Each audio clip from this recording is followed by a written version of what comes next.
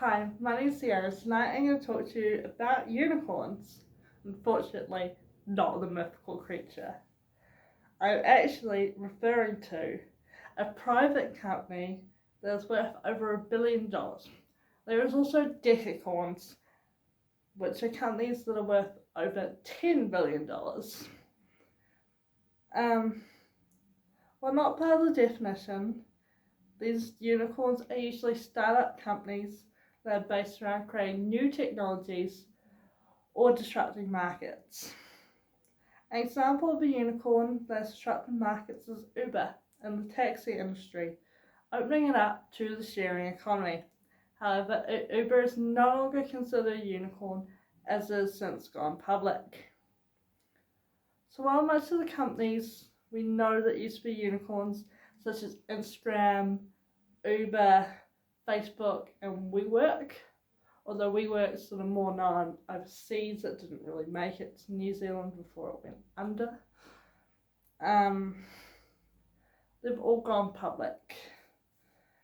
There are still companies that we do know of in the top 10, or usually heard of in the top 10, such as SpaceX, ByteDance, Didi, which is another ride-sharing app like Uber, and Epic Games. I'm going to tell you some of my favourites that I discovered by going for the list. Got Discord, $7 billion, which actually beats Reddit, which is only $6 million. I learned there's a company called Toast, of all things. Niantic, the company that brought us Pokemon Go, is worth $4 billion. Patreon is also worth $4 billion. Duolingo, the language learning app, is $2.4 billion. I learned there's a sneaker marketplace named GOAT, but in capital letters GAOT, so greatest of all time, which is worth $1.75 billion. Never thought I'd say that about a sneaker marketplace, which was worth more than BuzzFeed, which is only $1.7 billion. There's also Vox, which is $1.3 million. That is a media company that's mostly based on YouTube and has a number of podcasts.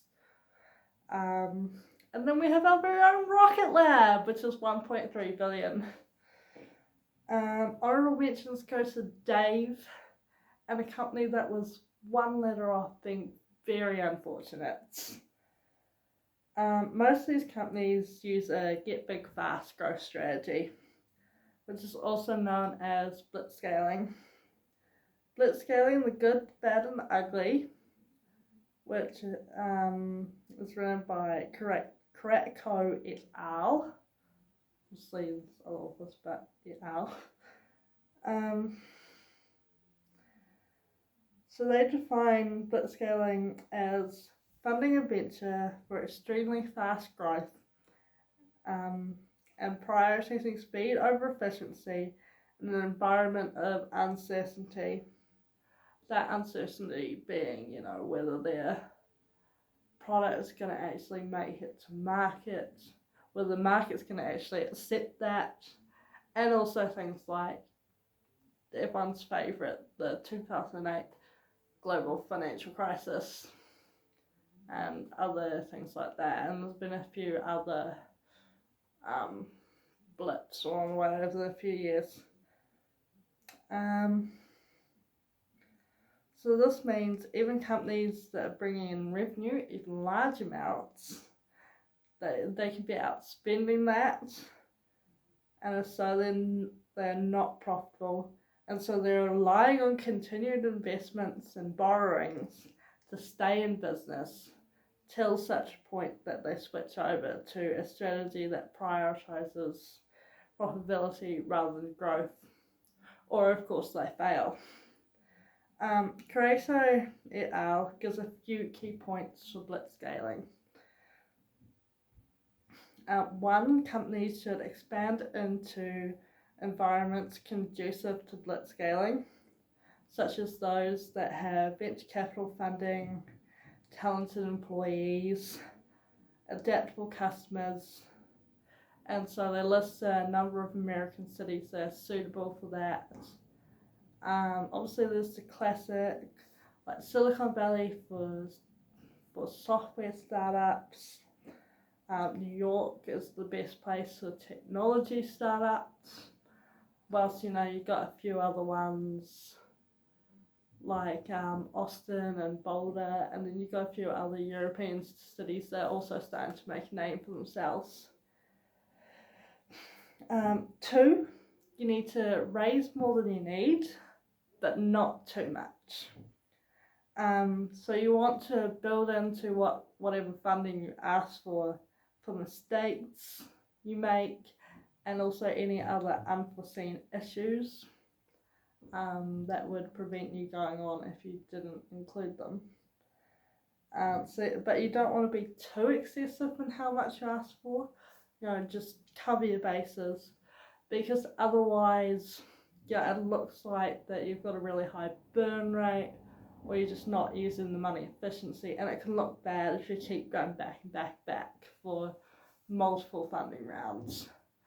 Usually there's about 5, seed, then you've got the angel, and then there's 3 where it's primarily venture capitals, your A, B and C, where they're investing. Beyond this, number 3, you must set realistic expectations and reasonable targets. Like, it's good to challenge the company, but trying to reach too far, it can cause the company to fail, particularly when you're cutting corners, which can end up kneecapping the business in the long run, and particularly where we start cutting corners, and those corners that you're cutting are illegal. 4, so leads on from that, you want to maintain a healthy culture. So part of that is, don't breed an environment where you're always cutting corners. Particularly, you don't want dishonest and unethical behaviour, and cutting corners, particularly where it's illegal, is a dire example of that. So if you look at Theranos, that's a failed because one of the reasons it failed was because they didn't have open communication. In particular, they made their staff be really secretive and not tell each other what their role was.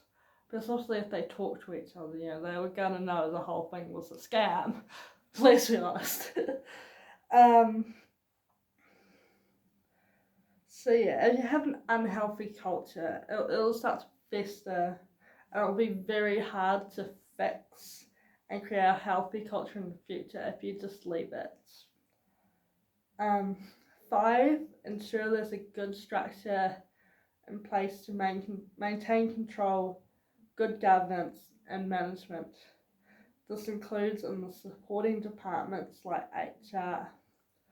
So you don't want to just leave everything, becomes chaos, and then have to recover from that, because that's not sustainable in the long run. It'll really, so even if you're growing, you can only grow so much if everything's in shambles. 6, you want to understand when and where it's appropriate to blitz scale. So you can blitz scale software, websites and apps. It's a great idea. People are expecting to have updates these days and things like that. Whilst if you're blitz scaling a tangible product or hardware, it can be a recipe for disaster, especially if customers don't have an expectation of receiving a product that still needs work.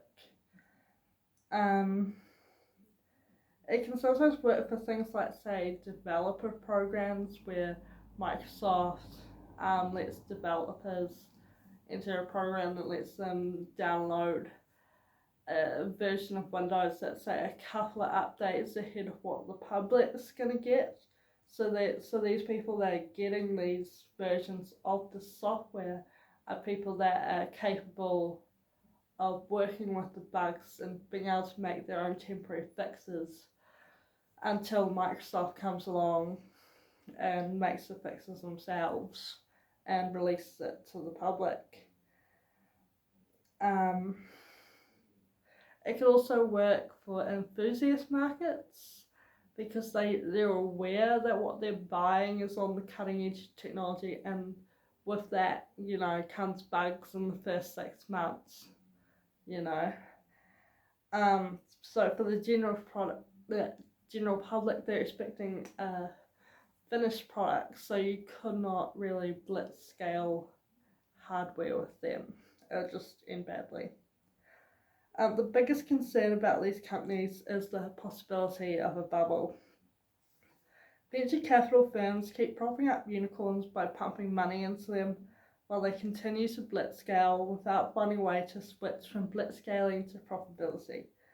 So the unicorns haven't changed anything since the potential for a bubble, but VCs, venture capital companies, keep funding them and their valuations keep going up. They still remain no more and no less profitable in general. The burn rate is going up at the same time as the funding is increasing. So I'll say that's the perfect recipe for a bubble. There is also concern about, say, the SoftBank's Vision Fund and their high levels of funding, often funding startups more than the founders of the company have actually asked for. There's an argument that we saw this happening in the 2000.com bubble, and even other bubbles before that. The Limits to Growth article I'm referencing starts with a quote referring to the Winchester disk drive industry, which is a bubble which happened in the early 1980s. There's particular concern about the unicorn bubble. If investors notice the bubble forming and slow down or greatly reduce their funding, which will cause the bubble to burst. This will have wider effects on the economy and on innovation itself. You think about it this way, Pets.com was one of the companies that went down in the 2000.com bubble. So the effect of it was limited to the stock market and of its employees. And it was very much, just stayed within America. Whilst if, Uber were to go under, the effect would be more widely felt, because they have employees all over the world. A lot of people and economies are relying on this income from Uber, and a lot of people rely on it for transport. With Pets.com, a few people now had to go down the road for, for their pet food, go to Animates. But, if Uber goes down, people are going to find it hard to go to work, and people now have lost work. And so that's going to have a worldwide effect, and it's going to extend outside of just the stock market and outside of America, if not the whole world, particularly developing economies that now have Uber and rely on it.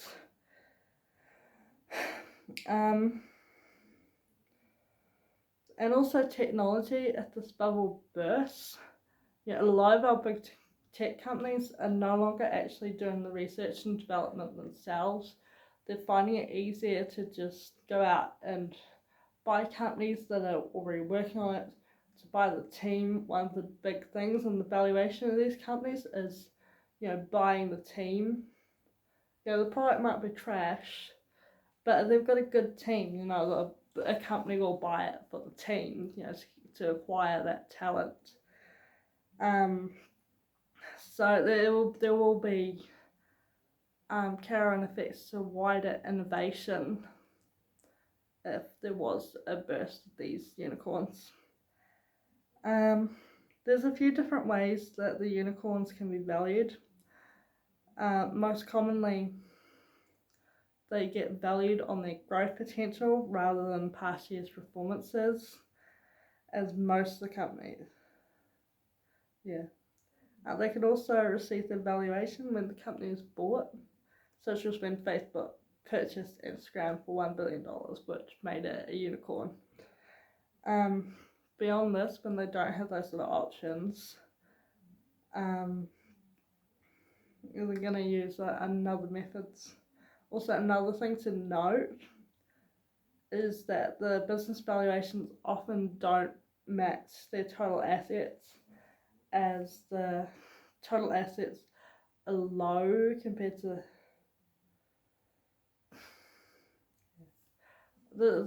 it's low compared to the total assets.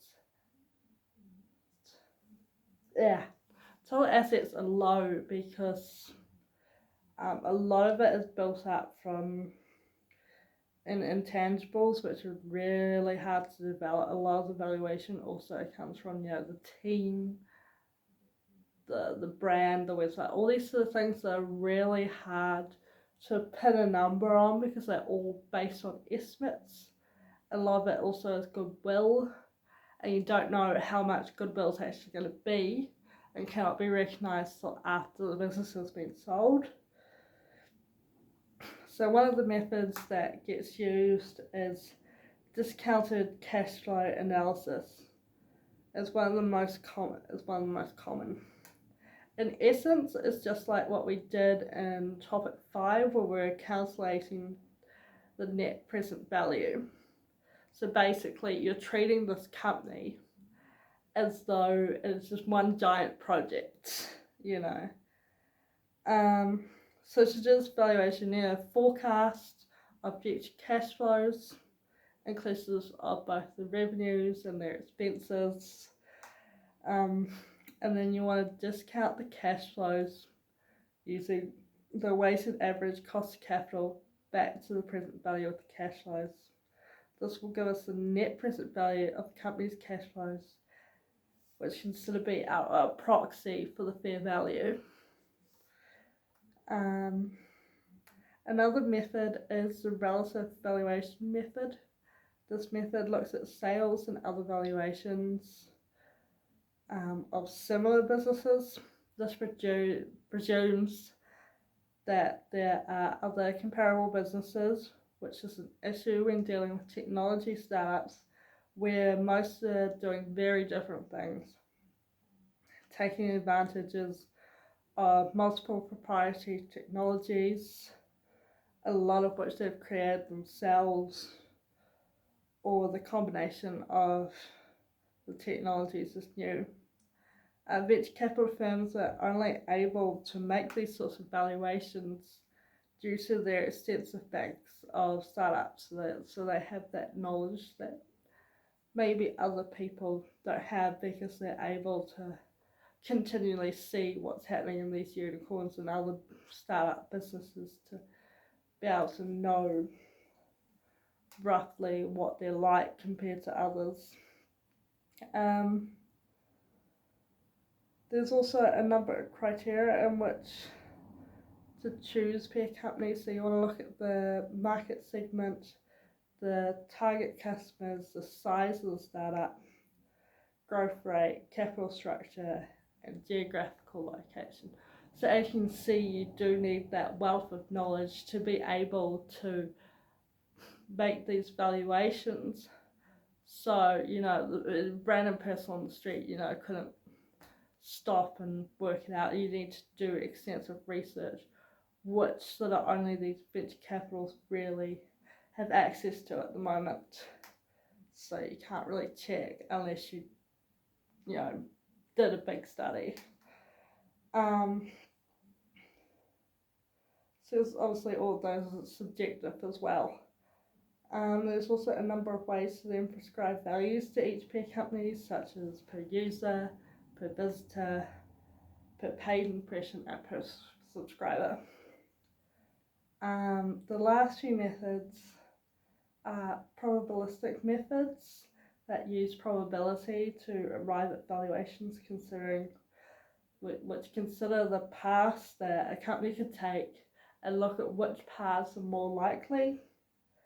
There was also the first Chicago method that combines the discounted cash flow method that we taught before, treating it as a giant project, and then using probabilistic methods. So you're looking at the best case, the survival case where they make some mistakes but they're still able to stay intact, and the worst case where they ultimately fail. From that, you then calculate the NPV for each scenario, which you want to use the venture capital firm's required rate of return. You do not want to use WACC because calculate the NPV for each, and then you use the WACC for that one, and you calculate, and you're using the venture capital's required rate of return, and then you want to calculate a weighted average using the probabilities. So you're not using the finance WACC, cost capital. You are using just a straight probability weighted average. There's also the real options method. So as you can see, these unicorns are very, very contentious. And so they have a lot of issues around their valuation, and ultimately, because of those issues around their valuation, it's entirely possible that that bubble will burst, and there'll be wide-ranging effects. Anyway, thank you for listening. Have a good night.